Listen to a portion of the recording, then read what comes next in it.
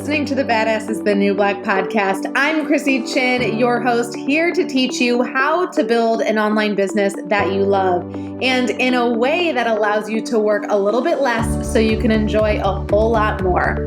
My hope is that you've showed up to today's episode ready to learn something new and will be inspired to take imperfect action in your business right away. I won't make you wait any longer. Let's dive in. Hey, Krissy Chin here. Today, let's talk about deciding what your course should be about. I just want to start off this episode by just making this statement. You should write the course that you want to exist. All right, that's it. That's the episode. No, I'm kidding.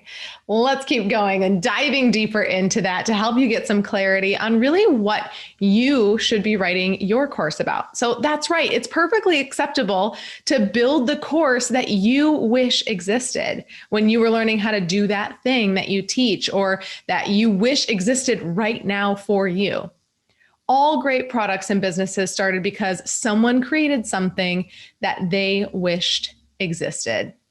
I will forever remember a show that I was watching years ago, and it was about $1 million ideas. And I think it took like 10 different businesses and showcased their idea and then the success that their businesses had had. And one will always stick out to me because it was then that I had the epiphany that so many great businesses start because someone is just trying to create something that they wished existed, something that will make their life easier. So there was one guy, he was bald, and he entered the TV screen and he started talking about the hassles he had shaving his head, right? Because he was bald on top, but he had hair on the sides. And he was like, I just wanted to go bald, but it was such a pain to shave my head. And I always remember just rubbing my hand past my head and just wishing, gosh, I wish there was a razor where I could just fit it in the palm of my hand and I could just really rub my hand over my head or almost like brush my hand over my head and it would shave my head. And since it didn't exist, he said, hey, I'm going to create it. And he targeted bald men who shave their head and it worked. He had this $1 million idea, but what was he doing? He was just trying to make his life easier, right? And then he was like, hey, there's other people out there that want this too, or could take advantage of this, right? And so he presented it and had $1 million idea. Now you see, because he found a need for it and he thought other people might find it valuable as well, it was successful. My dad is such a great example of someone who creates based on necessity or making their life easier. He was always creating and inventing things to make, his life easier, the people's lives around him easier, and from, very simple things to more complicated things. More complicated things in terms of when he was in a motorcycle accident, he broke his collarbone and he was in this big sling. He couldn't lay down. He made this contraption over his bed. I don't know how he did it with like one arm, but made this huge contraption to be able to like pulley himself up and sit up. So he was just always in this mindset. And I remember even just the simplest things of him telling me about when he was a pharmacist and he had to slide the pills or put the pills into the little pill pouches that would then get sent out to people, with your 30 days of pills, right? And so he had to put the pills in those pouches. And so he was like, I was always dropping pills in other little pouches. So he just made this cardboard and it had a little hole in it. And so he could put it over and the hole would just be right over the pouch he needed to slide the pills into. So he could just slide them right in and then slide it over and the next empty pouch would be available for him to slide the pills into. So again, just this little simple thing. Now, did he ever take that to market? No, but this little simple thing to make his life easier, more efficient, or like be able to work more efficiently in his life. One of my ultimate favorites that he created was a mailbox flag. And I wanted so badly to take this to market with him because I wanted it. I was like, I need that.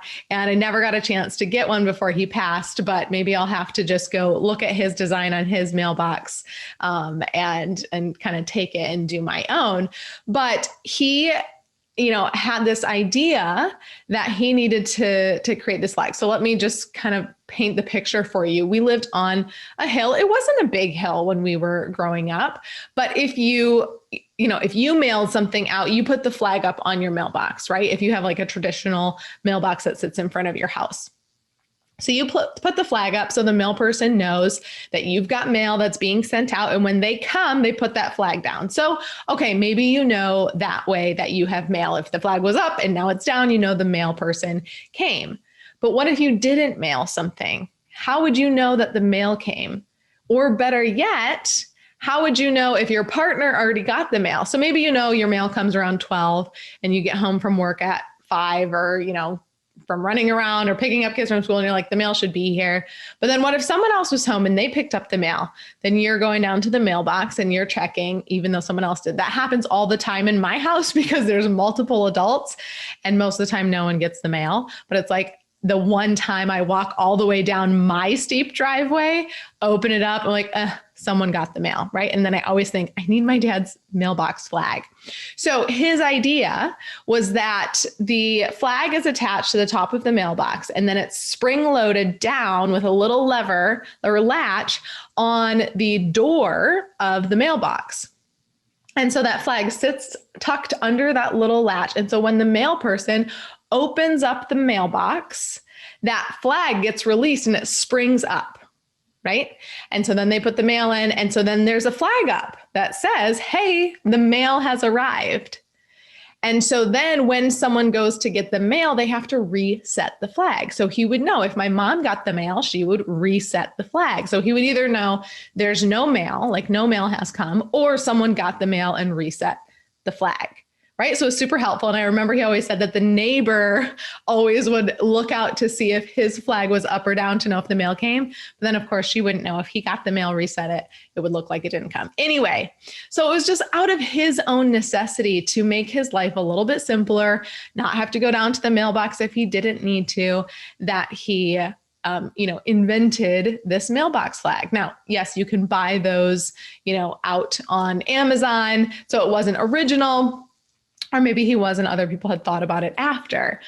But just another example, he also had a double dog leash. He ended up getting that patented, but he wanted a better way to walk his dogs so that he could, have both of the dogs move freely without tugging on one another. And he didn't want to have to deal with retractable leashes. So he created his own, right? And he was definitely more of a hands-on creating these physical products to make his life easier. He wasn't in this digital space. But you see, solutions to common problems can be very lucrative because they're just that. They're common problems, which means that a lot of people are looking for that solution. Now, if you were going on Shark Tank and they were looking for solutions to problems that the masses would want, right? But you can be very successful even providing a solution for a very niche audience. In 2016, I wanted a resource for my essential oils business where I could direct people of different specialties, chiropractors, massage therapists, nurses, teachers. I wanted these different industries to be able to learn from someone in their industry about oils and then about the oils business. And since it didn't exist, I took the responsibility of creating it. I had no intentions of monetizing the group. I just gathered all the people I needed to make this happen, the chiropractors, the nurses, the teachers, the massage therapists, and I opened it up for free. And I said, here, use this resource. Selfishly, I want this for my team. So collaboratively, we all created it. And because it was something that others found value in, others apparently had the same problem I did, and we're looking for the solution. The group grew to over 45,000 people in about a month, right? And they had access to this information. So you see, I was just creating something that I wished had existed selfishly for my business, and that's okay. So fast forward, I created resources that I wished had existed for my oily community. Once again, business training, marketing materials. And so did others. Other people wanted this. So I uploaded it into Kajabi and I stuck a price tag on it and we sold it and people loved it. So what I want you to do is to create the course that you wish existed. Now, of course, I always say create what the people want, but you are the people too. Likely you were your ideal client. Think about the person that you are teaching. That person that you once were. Maybe you're now 3 steps ahead of them. Maybe you're 10 steps ahead of them. What course do you wish had been in existence when you got started? Build a Blissful Business is a perfect example. It's my course about setting up the foundation of your brand and your business so that you can attract your ideal clients on social media, online. This is a compilation, really, of all the best and most important things that I learned over 5 years of building multiple businesses. It's what I wish I had access to when I was starting out. It would have saved me years of trial and error. It would have fast-tracked my success. And so I was like, you know what? People need this. People who are just starting out, they don't have any formal training on building a business, branding, marketing themselves. They need this course. And so I created it. Build a Profitable Course. It's a course about how to create a profitable course. It's all the most important things that I've learned over the years creating and selling courses, and gives you the most simplified, actionable steps to go from idea to launching. Does something like that exist? Sure. Heck, I've bought courses like this, and from some of the best people like Amy Porterfield. But there are things that I have learned and I've done different than what she teaches that I find maybe were more effective for me and my audience. There is room at the table for my course, just like there's room at the table for your course. If you want a water bottle, how many options do you have to choose from? There isn't just, one water bottle, the first water bottle that was created, and then everyone else said, oh, it's been created, so we're not going to create one. No, you have a million options to choose from. Maybe you choose because of functionality. This one has a straw and you love that. This one has a closable lid. This one has a closable lid that won't leak water out, so you can toss it in your bag. It can be upside down. So maybe you choose based on function. Maybe you choose based on look. This one looks really trendy. This one looks like my brand colors. It will look perfect in my videos or pictures. Same with courses. Maybe you choose my course because you love learning from me here on the podcast. You feel like I give really great, really simple, really actionable steps. And so you know that I'll do the same inside my course. Maybe you choose mine because you vibe with my style and it's similar to yours. And so you want to be able to get an example of what it could be like for you. Don't be afraid to put something out there that already exists. Nothing is original. I just got done reading a book. It's called Steal Like an Artist by Austin. I can't remember his last name. I'll put the link in the show notes for sure. And by reading, I mean listening to, because I don't have time to sit down and read. I push play when I'm in my car, when I'm doing things. It's about an hour, so it's really not that long of a book, but it's all about stealing like an artist. And talks about that nothing is original, and really the best artists learn from other greats, and then they take the very best pieces and they make their own masterpiece. So learn from the greats, take the very best pieces of what I say, what your other, not idols.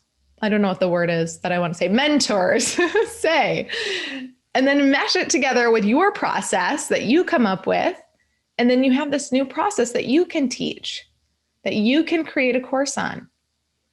Before Build a Profitable Course, I would take private clients and I would help my private clients take what they do one-on-one and turn it into a digital course so that they could serve the masses and scale their business. Because it's hard to scale one-on-one work, right? You only have so much time in the day. And the first part of our coaching, I would teach them all about branding, building their presence online. If they already had a brand, we would kind of go through that and say, okay, do we need to modify things now that you're evolving into this digital space? And I would give my private clients access to Build a Blissful Business, that course, so that they could do the lessons and the homework in there. And then we could focus more, go deeper in our private sessions. Then once we got through that for the first few weeks of our private sessions, then we dove into building their profitable course. And I kept thinking to myself, man, I wish I had a course so that I could teach and then assign the lessons and they could go refer to that along the way so we could do even more in these private sessions, because they would be learning the principles in my course and how to do it. And then we could, reserve our meeting time for looking at their completed work, for helping fine tune, right? Which we would do that in private sessions, but it would kind of just take a little bit longer, right? They could do more things on their own time, learn more on their own time. So then my schedule got full and I couldn't take any more private clients. And I still had people messaging me, asking me about courses. I really want to create a course. I'm struggling with this. Can you help me with that? What about pricing? What about, setting it up? What platform should I use? Kajabi, right? And I thought, gosh, I wish I had a course that I could refer them to so that they could get all of my golden nuggets still, even though I can't take them on as a private right now, or maybe private coaching wasn't in their budget and I still wanted to be able to help them. A course would be that option, right? Again, it was a course that I wish existed so that I could use it with people. So then one day I woke up and I just said, all right, Krissy, it's time to make space in your schedule to make that course that you wish existed so that you can help more people create the course that they wish existed. So if you are interested in building a profitable course, hop over to buildaprofitablecourse.com. Doors will be opening soon. And if you hear this in the future, which makes this the past, then you can head over there and that website will help you get started. It is so worth it. So no more wondering what the next step is or second guessing. I lay it out step by step. I help you through, outlining your course, through building your course, setting it up so you can go to market and launch your course. So all of this to say that it's time for you to build the course that you wish existed and that your community wish existed as well. Obviously, if there's a mutual, wishing of existence between you and your community, you have landed on a gold mine. Okay. As always, it has been a pleasure hanging out with you, whether you're listening on Apple Podcasts, Spotify, or any other podcast platform. Hit that subscribe button, leave a review. Let me know what you found valuable out of this episode. If you're watching on YouTube, tell me in the comments about your course. Tell me about the course that you wish existed, that you plan to create. I cannot wait to see your little ideas in those messages. If you or if a friend, not if you just listened. If a friend needs to hear this, pass this episode along, and I will see you next week. Until next time, remember, done is better than perfect, my friend, and to channel your inner badass and take imperfect action every single day.